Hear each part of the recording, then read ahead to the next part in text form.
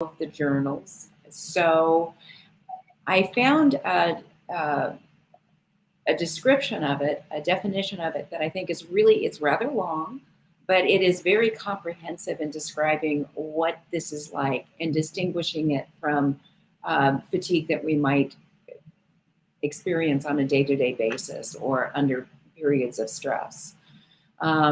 So cancer-related fatigue is a distressing, persistent, subjective sense of physical, emotional, and cognitive tiredness or exhaustion related to cancer or cancer treatment.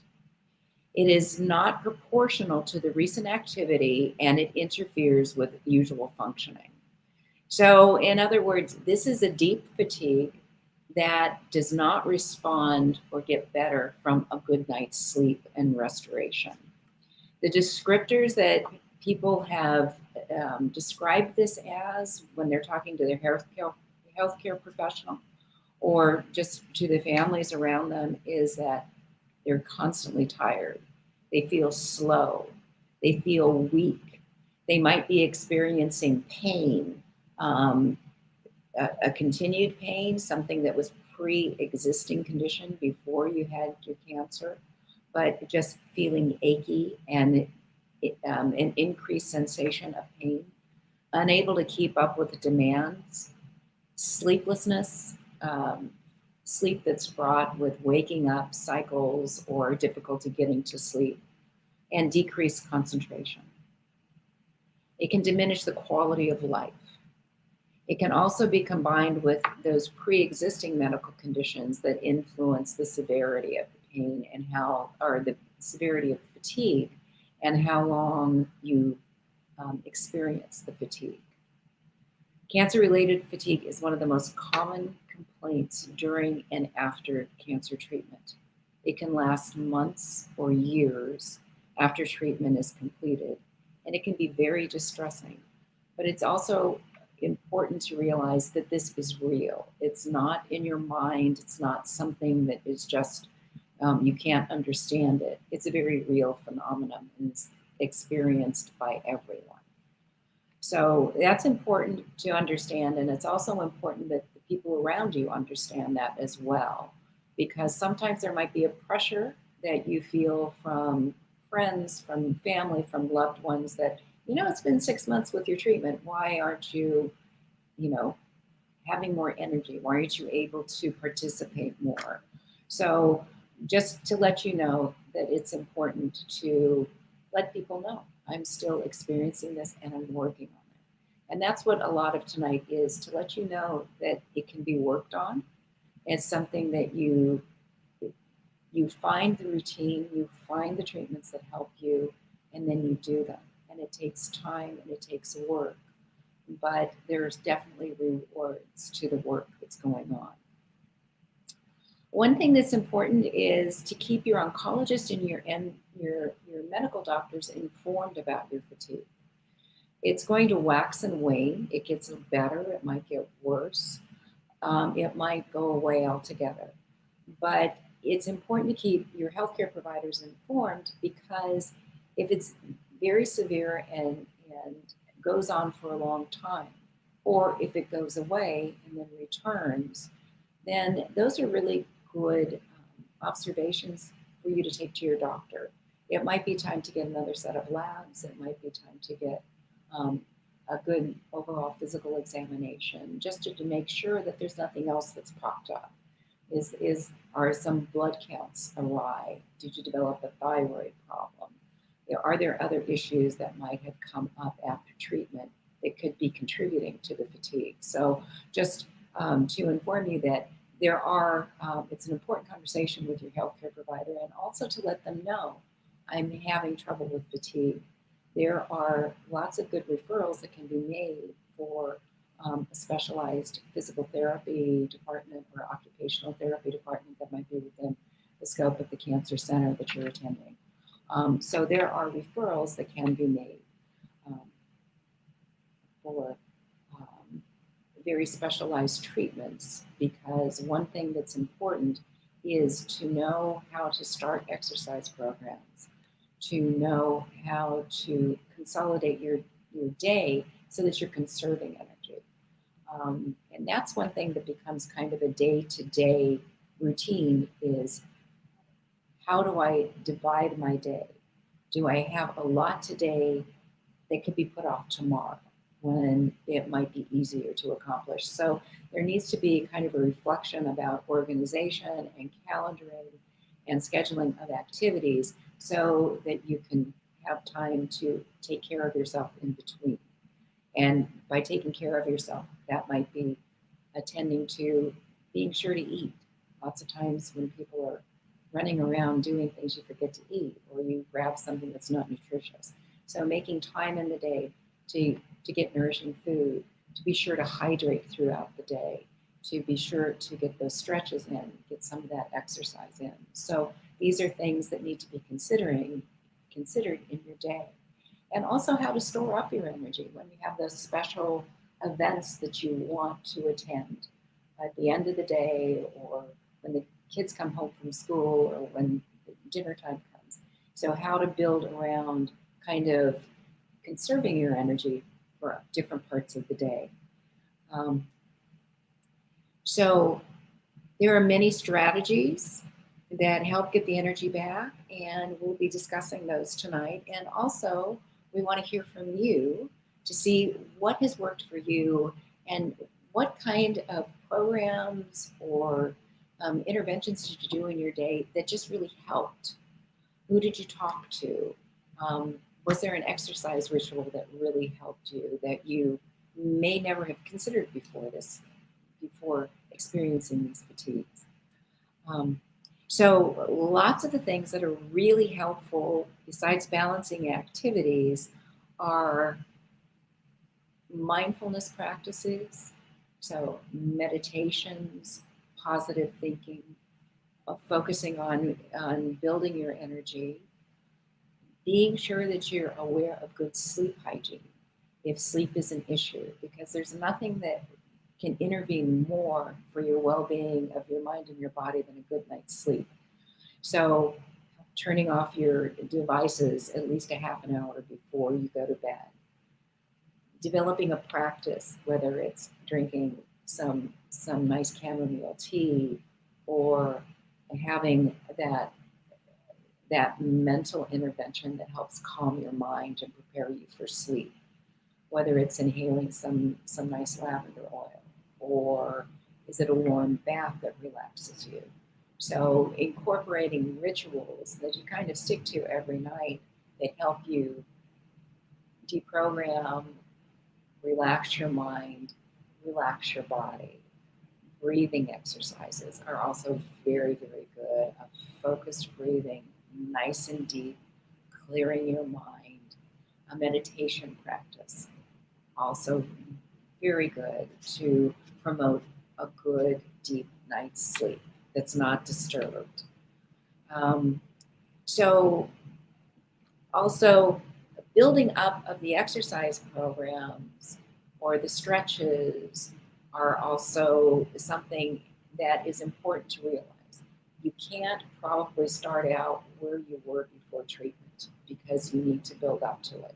So a limited amount of time, maybe not as if you're using weights, certainly only low dose weights, stretch bands, yoga, swimming.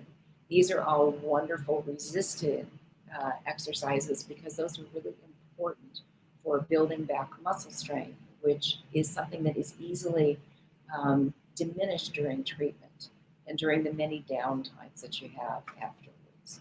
So when you think about causes of fatigue, there are lots of good causes. So you have the stress of adapting to going to lots of different appointments and scannings to get the diagnosis, meeting an entire new team of people, absorbing a lot of information. Then the physical parts. Your body has special needs to heal from surgery. Nutrition and rest are a very big part, particularly focusing on protein to heal the tissues. So there's a dynamic process in healing tissues up after your surgery. Then the next step, whether that is chemotherapy or radiation, those two require a lot of healing and have increased expenditures of energy, calories, etc., on your body. So when you think about the actual treatment of cancer, it is a long process of healing, then the next step, and then the next step. So that takes time for your body to really start getting back into shape as far as building your appetite. Is your digestive system still working the same? Some people do have problems with GI disturbances, diarrhea, constipation, those types of disruptions that can also contribute to fatigue. Um, do your muscles feel weak? Do you feel depressed? Do you feel like your mood is not what it should be? The beautiful thing about nutrition, hydration, and building up exercise, it really does help your mind. So exercise is wonderful for the body and for the mind. That true body-mind connection, which Shays Warriors is promoting for a good survivorship. So um, the mindfulness practices that we talked about, the meditation, positive thinking exercises, breathing exercises. So we're anxious to hear how all of you have adapted to your practices of trying to combat this fatigue. Um, Another thing that's important is to be able to qualify and kind of measure your fatigue from day to day. Because by doing that, on days that are good, you can say, what did I do to contribute to this? On days that it's bad, you can evaluate, is there something that I did that contributed to this today? So maybe like a fatigue diary, that you can evaluate your day at on a scale of 1 to 10. 1 to 3 is a bad day. You know, 4 to 6 is a kind of a medium day, and then 7, 8, 9, 10. Those are some bad days. So it's a good practice because that's also important information you can carry forward to your meditation practitioner, your exercise coach, your doctors, your MDs, and it gives you kind of a good vision of, is there something that's helping? Is there something that's making this worse? And you can also evaluate after your fatigue, after your exercise programs, after your socializations, those types of things. So it's just kind of good to give you, make you aware of what your fatigue levels are. Are they changing? What contributes to them? And then that's just really good information. And it's also really positive to look at and say, wow, 4 weeks ago I was here and I've made a lot of progress. So it can also be a really positive tool to be able to assess how far you've come in X amount of time that you reflect on it. So that kind of is my part in a nutshell. And now we can move on to Dr. Fung, who's going to be offering some diet modifications and some remedies for fatigue.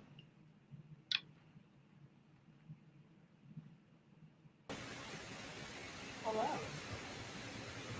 Hi, everyone. I am Dr. Sonia Fung, and I am going to talk a little bit about how diet can play a big part in the management of fatigue and cancer-related fatigue. So, one of the big things that when I was researching for this is that cancer-related fatigue is such or management of cancer-related fatigue is so multifactorial. It includes so many different pieces that are fundamental, like basics of health and wellness, and diet being one of them. Your digestive system being another, your exercise and how you move your body, and also, of course, the mindfulness techniques that Rosemary has mentioned. So all of those things are important and need to be addressed to fully be able to combat any cancer-related fatigue symptoms. So one of the things that I noticed in my research on dietary interventions for cancer-related fatigue is basically an anti-inflammatory diet. And what that means is um, mostly sticking with foods that are very highly nutrient dense, that have a lot of high fiber, high antioxidants, um, high bioflavonoid content, as well as omega, like proteins, and other nuts and seeds and legumes that have high omega-3 fatty acids. And so um, let's kind of break down what all of those words mean. So the first thing that you really want to focus on in an anti-inflammatory diet is how much green leafy veggies that you are intaking. And the typical standard it would be at least 5 to 10 servings of dark green leafy veggies a day. And that could be, kale or spinach or different lettuces or cabbages or Brussels sprouts, um, broccoli. Those are examples of green leafy veggies that are very high in polyphenols and very high in antioxidants, and of course, vitamins and nutrients. So at least 5 to 10 servings of veggies. The second piece of it would be a couple servings of like very colorful, light um, fruits, low glycemic fruits preferably. So berries and are the preferred um, low sugar fruits, low sugar, high fiber fruits, because the more colorful your foods are, your fruits and veggies, the more antioxidants that you are getting into your diet. And the reason why we want to eat very high nutrient dense foods is because we want to give good fuel to your mitochondria, or like the engines of all of your cells. So with cancer-related fatigue, what you're trying to do is you're trying to give your body all the best nutrients and building blocks so that you can fuel your body to help it heal and from all the stuff that you have gone through um, and or going through. So that's why it is super important to give your body the best fuel there is. So if your body's like a high performance car, you're not going to give it like a very low grade gas. You want to give it like the best gasoline and best fuel that you can get, um, so that it can maintain its high performance. So that's the same thing as how you would try to fuel your body, especially when your body is under a lot of stress and it's constantly needing the good fuel to help rebuild it. So another really important piece would be your healthy fats. So organic polyunsaturated fatty acids um, from fish, from different nuts and seeds like olive oil, all the tree nuts. You can get a lot of great anti-inflammatory fats from seaweed as well as algae for vegetarian sources as well. So another piece would be high fiber legumes and grains if you can tolerate it. So legumes are beans or lentils of that family, and grains as whole and like whole grains typically are what I am talking about. So lots of fiber so that it can, fiber is a fuel, like a prebiotic, so a fuel for your good gut bugs.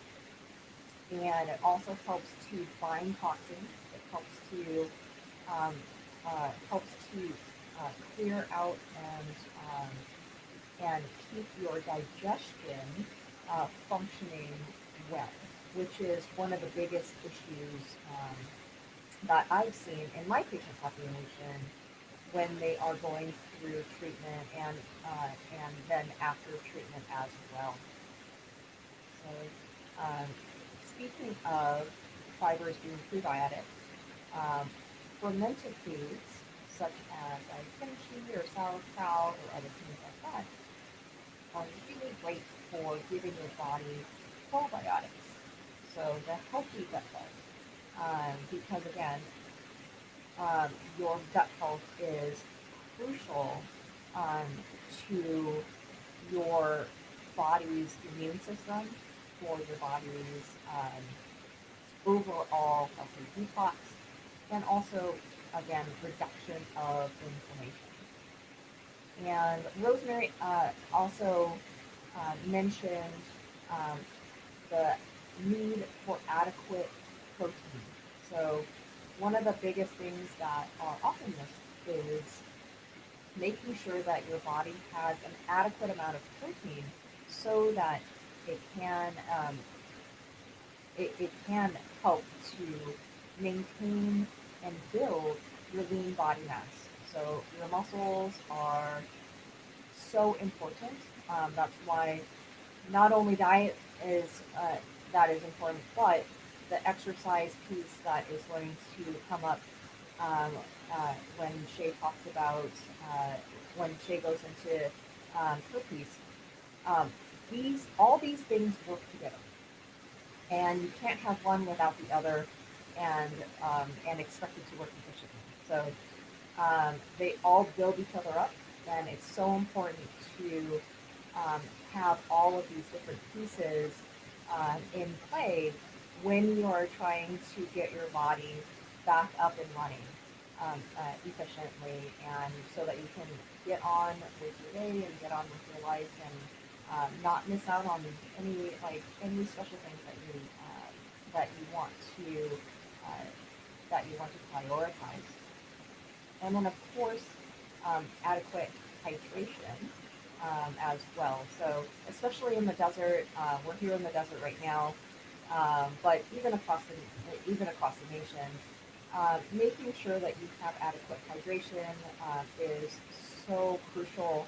Um, I always keep my 40-ounce bottle. I try to get two of those things down a day, especially in the desert. And even though we are in an air-conditioned, like perhaps an air-conditioned workspace, still you can get dehydrated very easily.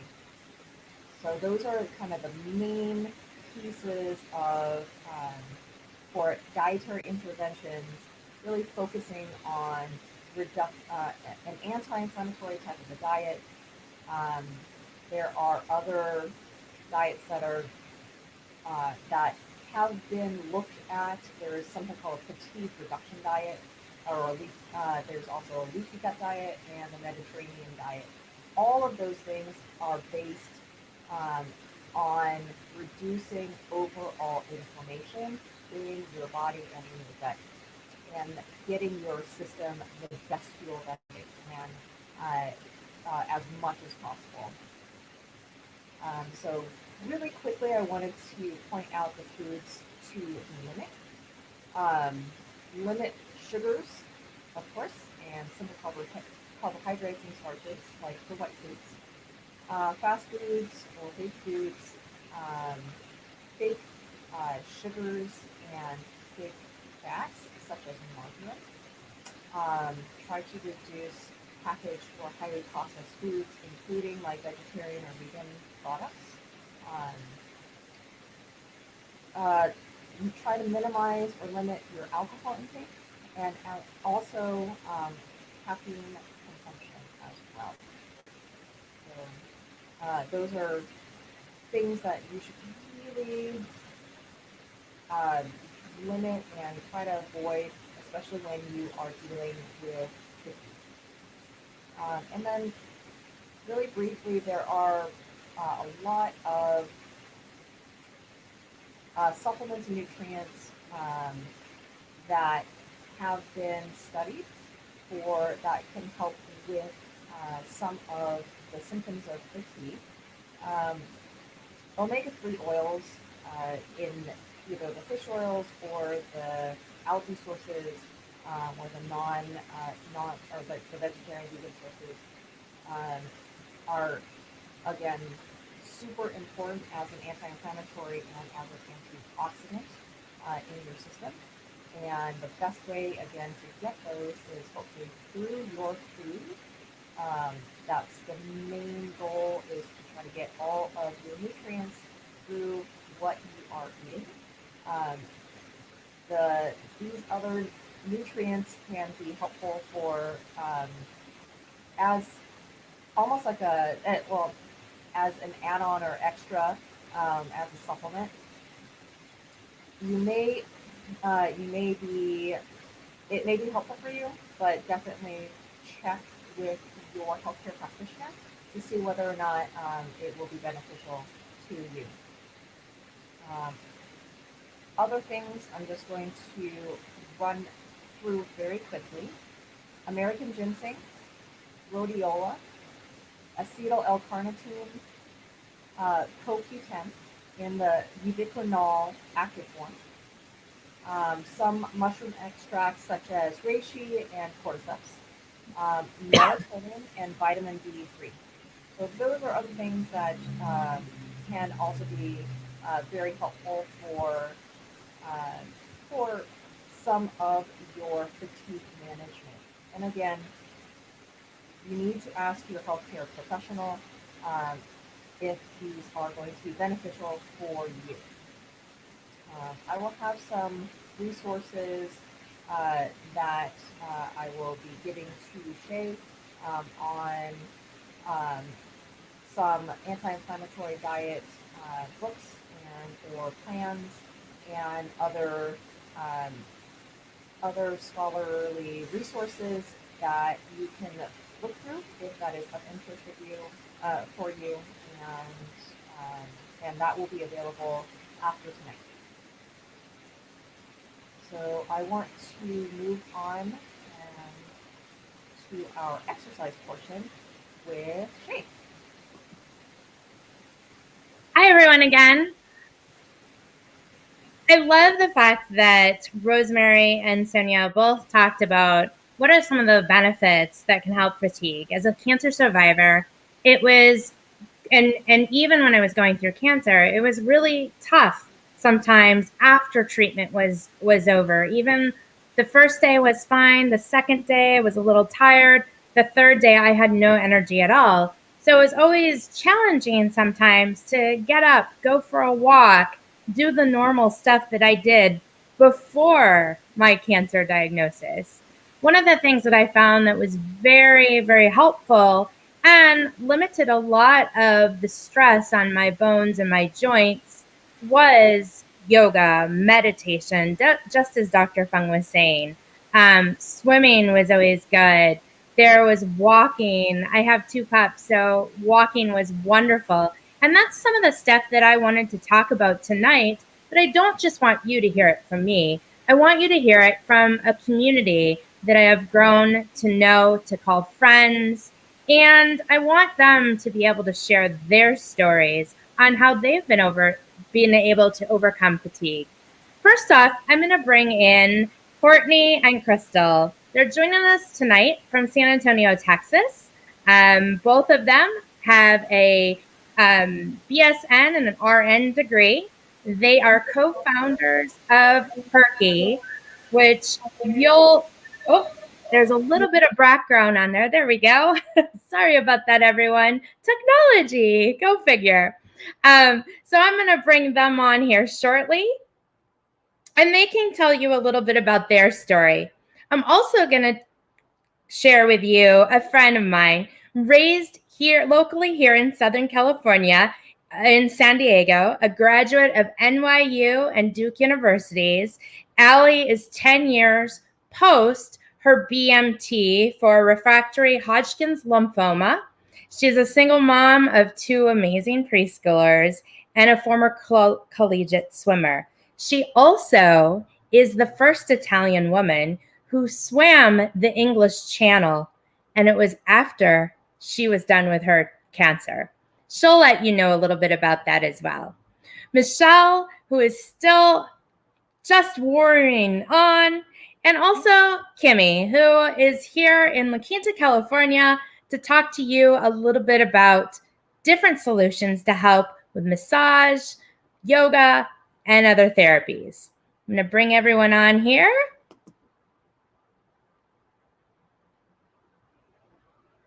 There we go. Hi, everybody. Welcome, and say hello to everybody out there. Of course, we have. It's so exciting to have everybody here in one space, especially when we have people in Texas, San Diego, Minneapolis, and right in the local desert. Crystal, and are you hearing me pretty okay? Yes, I can hear you. Awesome. I'd like you guys to start out maybe and just share a little bit about your background, your story. And I know you have a few people you wanted to share with them that weren't able to make it tonight. Yeah, thanks for having us, Shay. I'm Crystal, and this is Courtney. We're both registered nurses, bachelor degree. We've been nurses for, Over 10 years. Over 10 years. I don't even remember. But we've specialized with the breast cancer community for the majority of that time. We helped women navigate breast reconstruction, and now we founded our own little nurse clinic where we specialize in nipple restorative tattooing. I have a strong family history of breast cancer. Every female on my mom's side survived the disease, but I got a lot of insight from them on how fatigue impacted their quality of life. I really enjoyed what Rosemary and Sonia had to say. It resonates with us, and it's very similar to what we wanted to bring to the table today. Take-home messages of staying hydrated, protein, vitamin D, getting sunlight, yoga, meditation, anything else? Yeah, but also recognizing your what's a physical limitation and what's an emotional limitation. Absolutely. And being patient with yourself. When women were going through their surgeries, they really, we're usually the female does a lot of things at home, right? They're the ones that cook and do the chores and, take care of the kids. And it's hard for us or for the female to kind of, give themselves time to recover post-op, give themselves sufficient time to recover. So just be patient with yourself, and that'll really help long-term prevent long-term fatigue and your overall quality of life. Awesome. Thanks, Courtney and Crystal.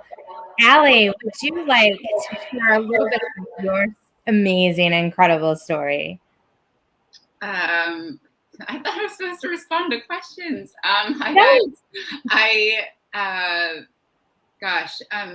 So just trying to think back if we're talking about fatigue in the year after cancer, and maybe Shay, we should have talked about you and I prior about what bombs to drop or not to drop. Of course, I'm approaching this from a young adult cancer standpoint. I was diagnosed senior year of college. I was double majoring. I thought I had everything figured out, as it doesn't every 20-year-old. A few good things. I mean, I was lucky. I didn't lose any muscle, and apart from some minor biopsies and surgeries, all of my treatment was systemic. It took about 1.5 years. I was never declared in remission. My mom had her first bout of breast cancer about when I was 13. So I remember being incredibly impacted by that. And, she was a volleyball player. She lost her lat, and I remember she couldn't serve. I'm a swimmer, and as Shay mentioned, I found healing through what ultimately was motivated by my college swim coach, who was diagnosed with cancer 3 weeks before I was. And both of us, she was 32 and 5 months pregnant. I was 20, 21, and had gone through 9 months of symptoms, which it took about that long for it to pinpoint to what the issue was. And basically there was, the cancer had left my lymphatic system, gone into my thoracic cavity, and was covering my right lung, pushing on my trachea. Granted, nobody tied me down, and I was the type of athlete that unless you put me in a cast, I was going to do it. There was a point in my bone marrow transplant, I had a stationary bike. I'm not sure how many of you are familiar with that type of treatment, but basically inside a negative pressure chamber, they give you high dose chemo. Typically you get 1 dose of chemo every, 2 weeks? Gosh, sorry. My journal's somewhere in the garage. But, and a lot of this too, you have to forgive me. I guess my coping mechanism is to sort of take it, deal with it, and grow, right? And I remember at one point the nurses came in, and this is during the course of, because you don't really see the effects of chemo until the next week. They say the first 3 days, you feel awesome, you want to go home, you want to vacuum. And they're like, no, slow down, because you're pumped full of so many meds. And that's the major bomb I think I wanted to address, is what do you do with leftover medication in a year when you're like, all right, go be normal. And you're like, what I wasn't normal. And for me as a 20-year-old, but about the bike, the nurses came in at a certain point and said, sweetheart, you need to realize how sick you are. You will kill yourself. And they took it out of my room. And I remember just being I was so upset. I was like, what are they, I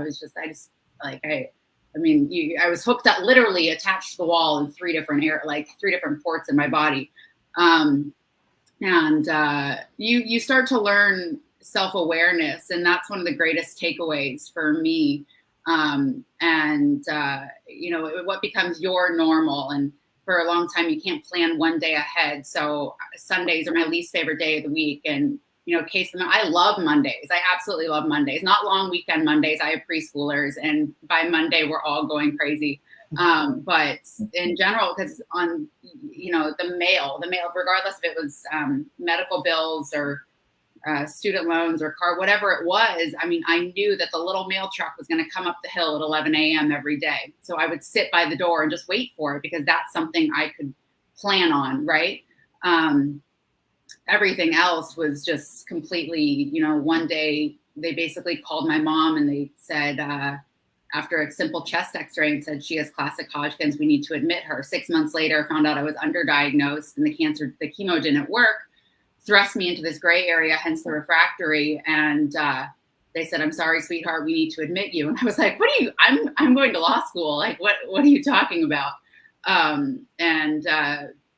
Basically just had to, I'm very goal oriented, and always had to feel like my dad calls me, he says there's human beings and human doings. Well, I'm a doer. I like to always be looking ahead. And I guess that was something, in spite of the fact that I guess, so maybe I'm the wrong person to ask about fatigue and energy levels. Cause for me, it's kind of like it's easier for me to run really fast. Right. And I have a body, I'm very grateful, that likes to do that. And like I said, I didn't lose any muscle mass. During treatment, I did start from ground zero. Long story short, back to that, my college swim coach ended up passing away in September 2011 when I was a year out of treatment. And during that first year out of treatment, I had a drawer full of leftover medication. And if I'm being completely honest with everyone, I experimented with that for the first time in my life. And it was just a call for attention, or call for help, really. I think it was I had lost all my hair. I didn't realize how much I had identified with it.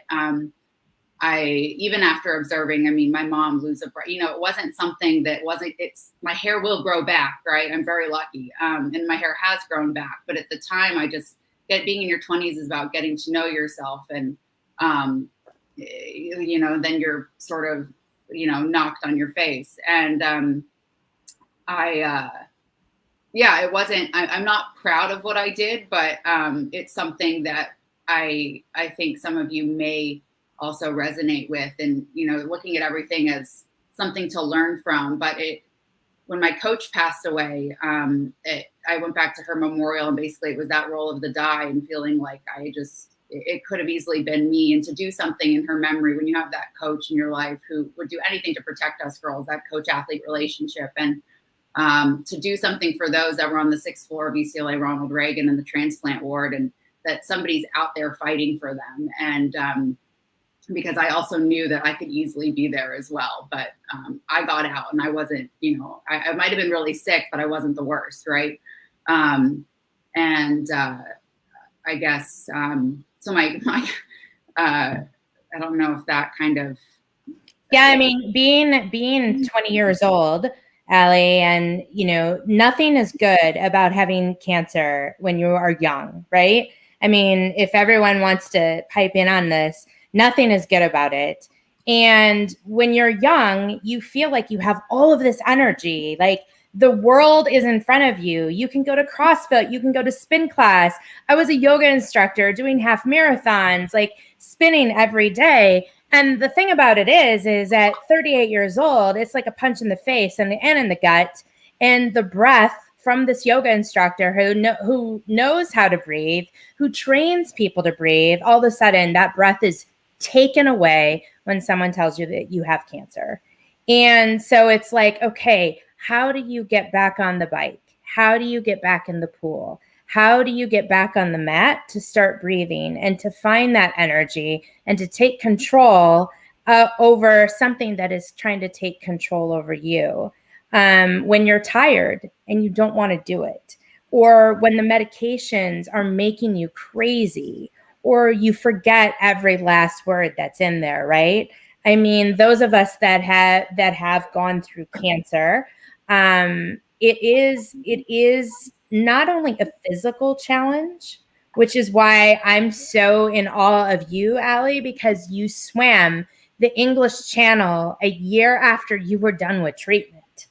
And 2 years. Well, like 2.5, I got blown out. But still, you started training way before that. I mean, you probably, we forget things. It's kind of like having a baby. You forget the pain of having a baby, and you're like, yes, I want like 5 more, right? Well, to jump in is like, it's that idea. So if I think about it too much, I micromanage. I can't think about my diet. I just have to know what works, right? There's no, you said, what diet do you follow? It's like, it's the Allie diet. Like it doesn't, but like I can't buy this and I can't buy that. But to let go, to trust in the process, to sit and breathe, to listen, to adapt, to grow, and to understand, like just trust in the process and know that there are some things that you just can't control. And that's the crux of the English Channel. And that's kind of why I picked it. Collegiate sprinter. I knew nothing. I grew up in the ocean, but wasn't an open water marathon swimmer, let alone like a distance swimmer. I was a racehorse. Like, I mean, I swam 1,000 in high school one time. My coach said I got cocky, but I never swam a mile, never swam 21 miles. He'd never trained anyone for 21 miles. I'm, I guess self-proclaimed lanky. Like I can't, but with the English Channel, with cancer, there's so many complexities that go into it that are so individual, and there's just certain things that you cannot control, right? And you just have to let go, trust in your doctors, be your own advocate. With the English Channel, kind of a similar parallel. There's no, there are no lane lines, like there's no boundary, there's no horizon. You just go to the horizon line. And the biggest problem with the channel that nobody realizes is actually the wind chill factor. It's Mother Nature. Well, no one's controlling Mother Nature. So, but you if you have any self-doubt when you look in the mirror, they say you shouldn't get in that water. And I think that that's something that a lot of us here, whether, indirectly or directly affected by cancer, can actually resonate with. I think that you brought forward some really important points, Allie. And I think that trained athletes just have a mental capacity that so many people aren't aware of. And the other thing that is part of being an athlete is having those mentors and having those people that are partners. But anybody needs to have that exercise buddy or that person that they can talk to that can help give them, those words that can help them move forward. So that's a really important aspect that everybody can kind of pull away from, that if you're going through a lot of fatigue and you know that you've got some practices in front of you that might be difficult for you, to have somebody that you can either work out with, that you can walk with, that you can go swim with for 15, 20 minutes, whatever that is, that's really a good help.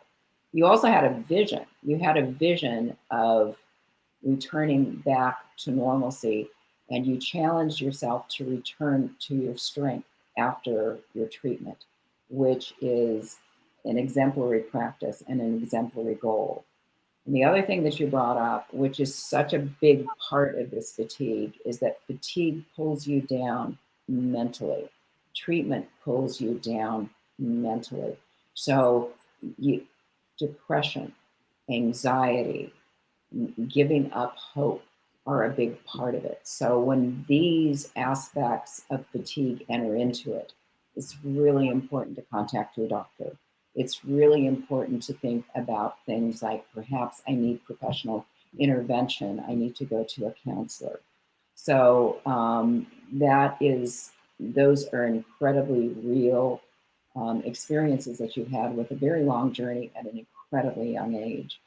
But your athletic training got you through so much that it's a fascinating story. Well, thank you. I think a lot of it, though, for me, it was just easier for me to do interpersonal work when I'm committing to something that's for someone else, right? Like, I love to bake because I love the smile that it brings to other people's faces. It's just something that it's harder for me to admit that I'm actually doing something for myself, if that makes sense. But that's just, again, I mean, being self-aware. And also, I guess, to the doctor's comment, I'm the worst at hydrating. Like, I get my water from coffee. And I will tell everyone till like the cows come home that I need to hydrate more. So as much as anyone wants to say it, I'm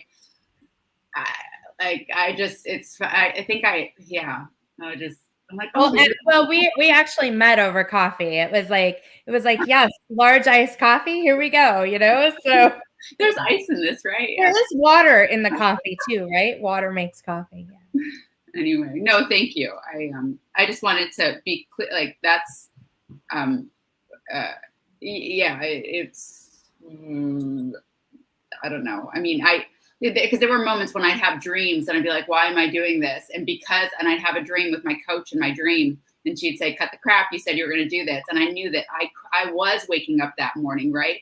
So it's that idea of doing what you can while you can, and that life is precious. So it was like, I can wake up at 4:30 in the morning and go swim 10 miles or whatever. Like, other people can't for whatever, and like, that's my gift to give. So I was like, I'm going to swim my heart out. Other people, it might not just be. So I don't want to, I guess, isolate it to just athletics, right? Because I think everybody has a gift, and I do feel really lucky to have had it at a young age and be able to recognize and be grateful for that, because that's, something that I can share. And it's not like a party trick. It's like, I'm not going to just show, they're like, oh, you're a good swimmer. And I'm like, yeah, here, watch me. Like, it's not, I always wished I could like do a handstand, but I can't. I'm really not that athletic. Like, don't you feel like once you were training, it really did change your mindset? It changed your ability to kind of forget about everything that you had gone through. I mean, you're not necessarily giving yourself that grace.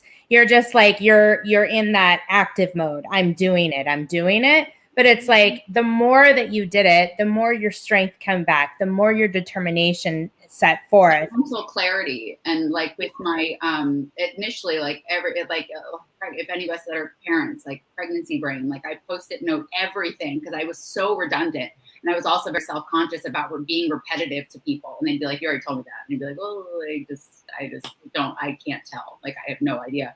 My pulmonologist, I remember going in there after I had pneumonitis. I woke up in the middle of a bronchoscopy in the OR, and my lungs were shot and from all the treatment. And I remember a few months later, my pulmonologist came up to me and he was like, how do you get your lungs so clear? And I was like, swimming. Obviously, my doctors were extremely involved in the channel, as they would be with even under normal circumstances. But then they continue to be. And so I definitely think that, I'm not advocating everyone goes swimming this channel.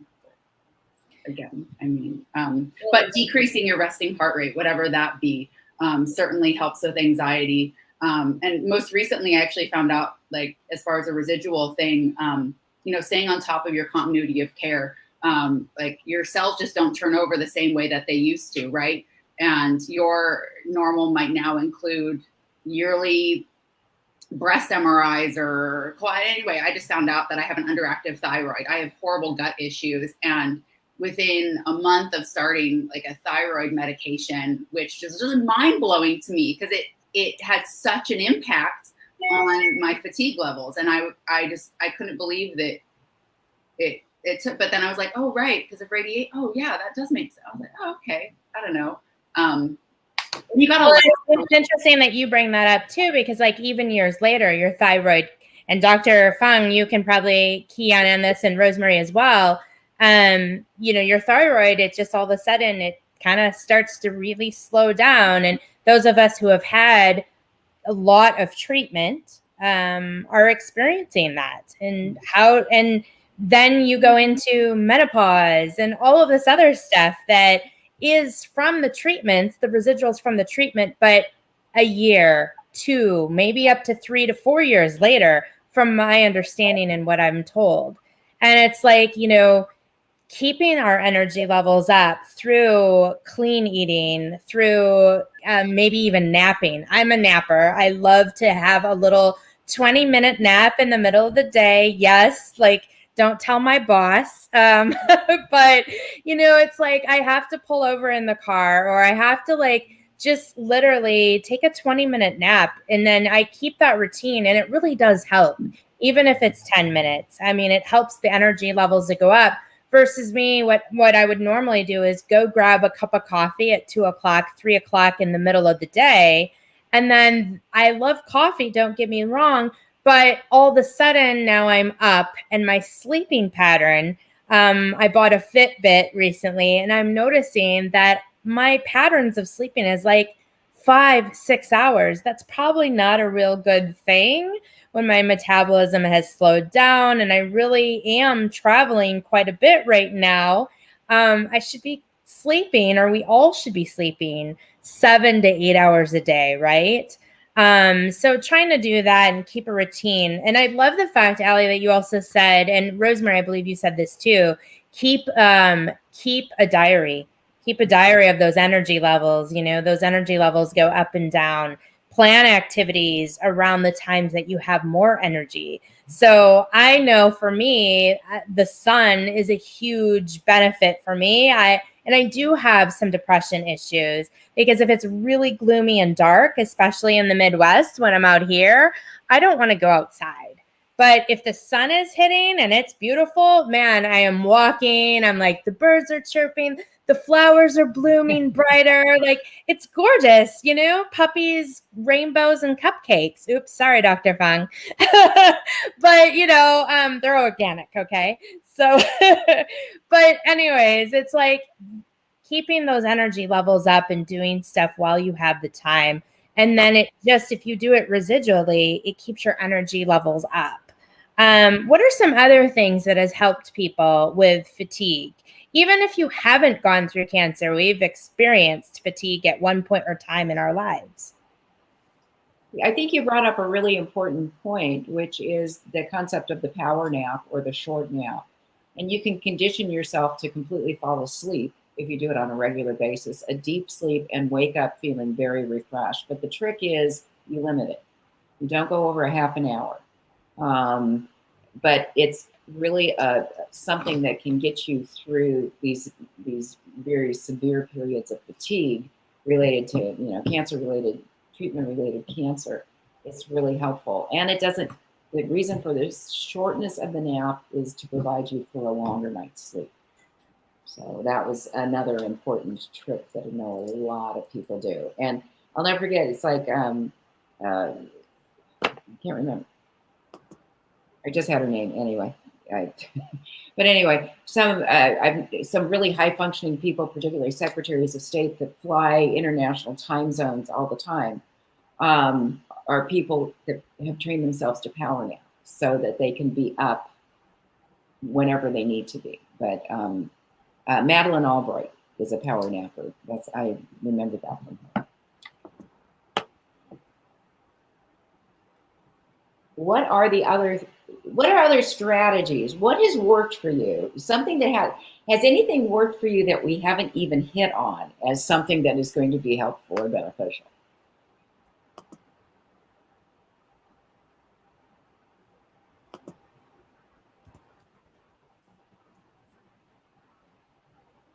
I think, Kim, you just have to take off your mute button. Okay, there you go. Got it. Thank you. Just before the sun comes barging in here, ladies.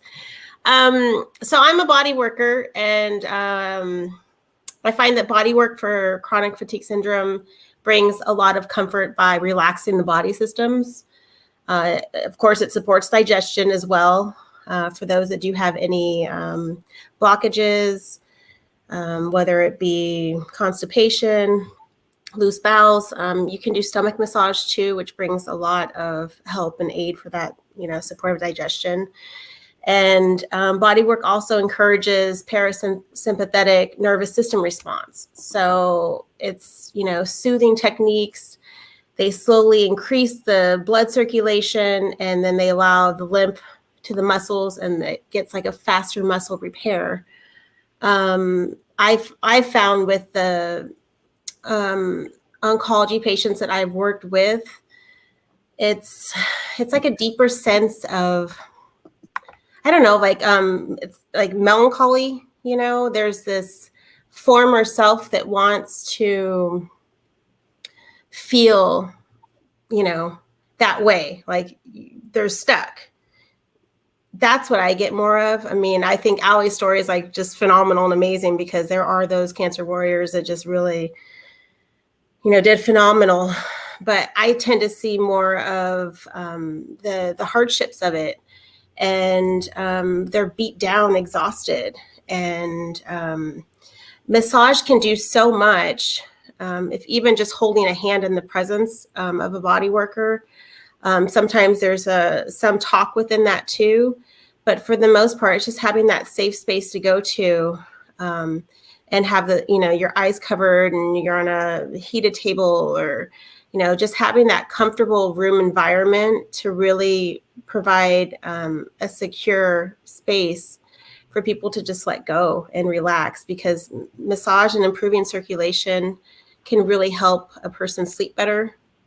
And if not, it's always good for a quick power nap like Shay likes.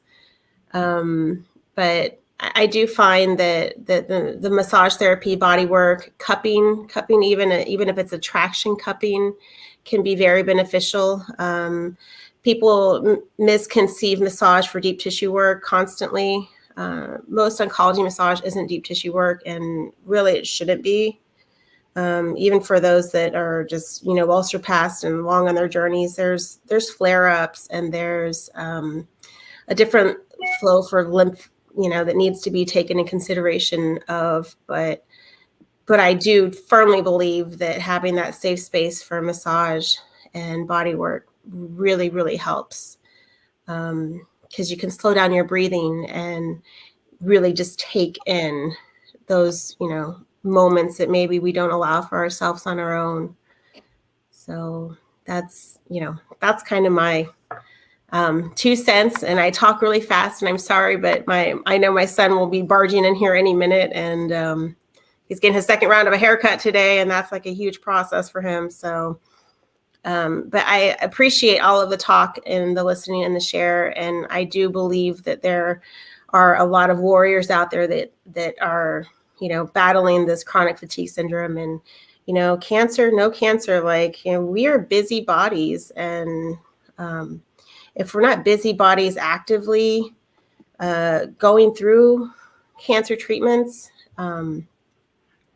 they're draining, and your body has a memory about it. And that's why I bring in the melancholy there, because I find that most people remember how they used to feel and they want to get back to that. And sometimes it's just baby steps. I mean, you can't really force yourself into letting go of something, even though you really want to. Sometimes the body has its own memory. So I think it's just being kind to yourself and being patient with the process, because it's definitely a process of many patient levels. You're absolutely right. This is not something that's done overnight or in a month or time. There can't be a time frame attached to it. It's a learning process, and it is definitely a road that takes many, many steps, some forward, some backwards. And the other point that so many people have made is that ability to be patient with yourself.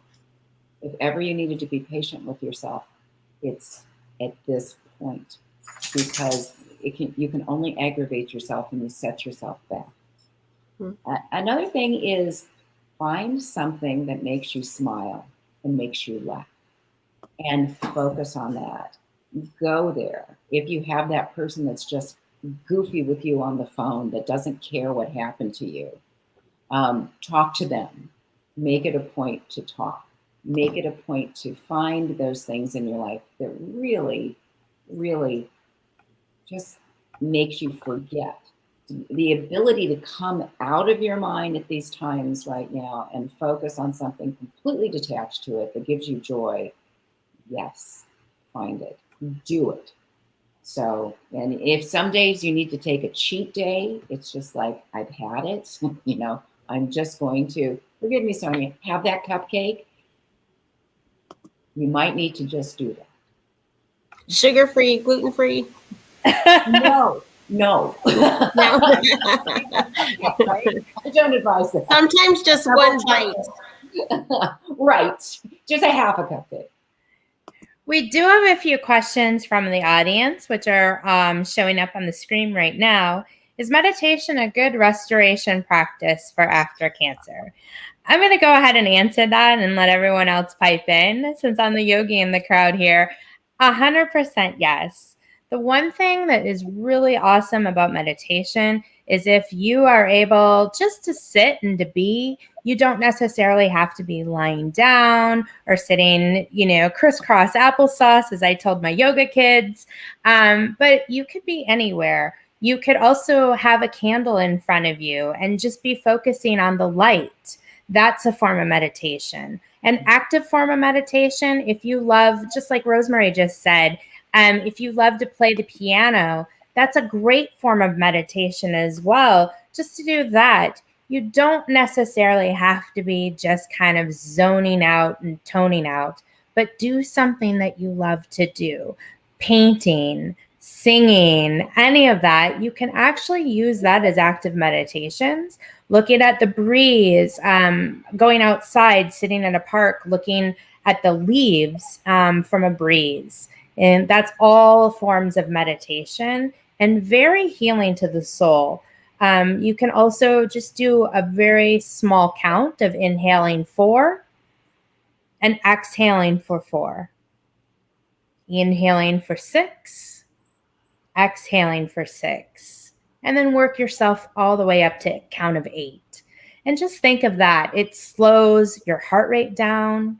It calms your mind. It soothes your soul. Other comments on that one? Great question, Jason. This is also a great opportunity for someone to get more in tune with their faith, whatever that may be. But, scripture reading or prayer. Mantras. Yeah, absolutely. All of that can be just like meditation, just as effective, very peaceful, great for the spirit.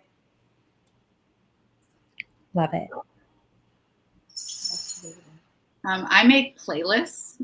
So I love, my dad calls it my hamster wheel. He told me the other day, he's like, I was just started a new job, and he's like, and I was just blood pressure. Anyway, he said, go get on your hamster wheel. And I mean, the proverbial hamster wheel for me as a single mom, I'm unable to do it in the way I was before having kids. So, right, your routine might have to change. And what meditation is, you become, I mean, I can meditate at a concert hall. I mean, the ability to sort of tune out and let your mind stop. It doesn't have to be, I like how Shay said, just sitting down. But I do have to say that when she walked us through the breathing exercise, You I'm slow down. a firm believer. Yeah, I love hypoxic training. So I just want to say I have a playlist for pretty much wherever I'm at. In treatment, though, my meditation was solitaire. Don't ask me. I had it was 10 years ago. Couldn't tell you what kind of phone I had, but I played solitaire. And I watched tennis. You can turn on tennis at any given time of the day and watch tennis somewhere in the world. I became the world's biggest tennis fan. So just like, I guess, finding something and focusing on it, maybe that's my definition. And then sometimes you just need to like go and just go until the hamster wheel stops. But if that helps. There's a real art to shutting down your mind when it's bugging you. It's a real art, and it takes practice. I think there was a question there about exercise. I'm not finding it now. I think it was, does exercise make you more fatigued or make you less fatigued? Is that? It depends. Was that, I think, the essence of the question? Yeah, I think that would depend. It says, I know that the focus is life after cancer, but what great advice for anyone dealing with fatigue. Get a buddy, eat right, get enough sleep. Let's see, where are these? I think there is. Be kind to yourself. These are just some of the comments from the crowd. Be kind to yourself, treat yourself to body work. Does exercise cause more fatigue, or does it produce an energy boost? That was the one. Yeah. All exercise releases all kinds of really good neurotransmitters that improve your mood and do give you energy. Now, when you're in a fatigue state, you have to be cautious about how you introduce exercise, because remember, you were working out 3 times a week, whatever, before treatment, and then you've gone through all of these various steps of treatment and laying in bed and having to recuperate. So you have to start in a good place and a slower place and build up. If you overdo it, then you are going to just increase your fatigue. But the benefits of exercise are that they strengthen your muscles, they improve digestion, they do great things for your mind as far as building positive energy and helping to control the mood. And it's something also that takes your mind away. So if you are somebody that works out and it's like that's your meditation, that's great. And it's important to find something that, what exercise really makes you happy. Some people don't like to walk, some people hate to run, and some people love to swim or dance to music. So do the thing that really makes you happy. And you can break it up into little segments of the day. If you break out in song and dance when you're cooking dinner for 3 minutes, that's wonderful. So it has to be focused, but also let yourself move, let yourself stretch, let your body just start feeling good again. And that helps combat the fatigue. The more you build up, the more you combat fatigue. And listen to your body. Absolutely, Debbie. I think I'm also having like a balance between activity and rest. So for activity, what I do is, because I'm a mom, so my baby is 11 months. He's actually going to be 1 tomorrow, so 12 months. And I feel like he sucks the energy out of me. I feel like I wake up and I am unmotivated. Like I do not want to get him out of the crib, change him from his PJs, make him his breakfast. And I've actually even talked to a psychologist about that. But it goes back to the fatigue, and I didn't even know that it was fatigue. I thought it was like maybe it's depression or something, but my whole body just feels heavy. But having that balance, so what I do now is I nap with him. And I started kind of like meditating a little more and just having time for me, because I felt like I was always overwhelmed and stressed, which would just make the fatigue even worse. And also learning to accept help from others. I'm currently going through chemotherapy, and after my 5th session, I noticed a decrease in my energy. And before, I was doing everything myself. I was doing everything with the baby. I didn't need help. And now it's like I need help all the time. So just learning to accept help, and so it gives me less things to do, and it gives me more time for myself and to take care of me. Let's see. And also having a routine that has really helped when I'm tired, and just learning to prioritize and having goals and tasks that I should focus on first. Yeah. I'm so glad you learned how to seek help. Yeah. Because Yes. that is the last thing the majority of people do as they're really, really sinking. Yeah, it was, yeah. I think the oncologist noticed it because I was just overwhelmed and like very stressed. So she's like, let's refer you to the psychologist at City of Hope. And I was like, yes, I need it. And we've actually learned, because at first I was like, why am I in such a bad mood? Like I'm just irritated with my husband, and anything gets me frustrated. And then it was because I was tired and I couldn't do it myself, and I needed others to do it. So Kudos to you, Michelle.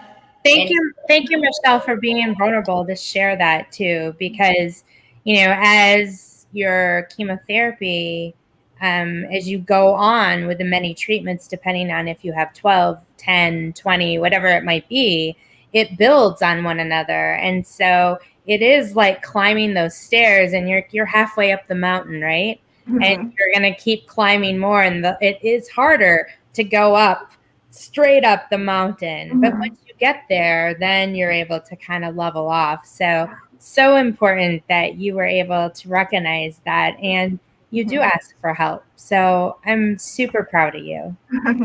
Yeah, it's the baby. I mean, he's going to be 1 tomorrow. He just sucks the energy out of me. Yeah.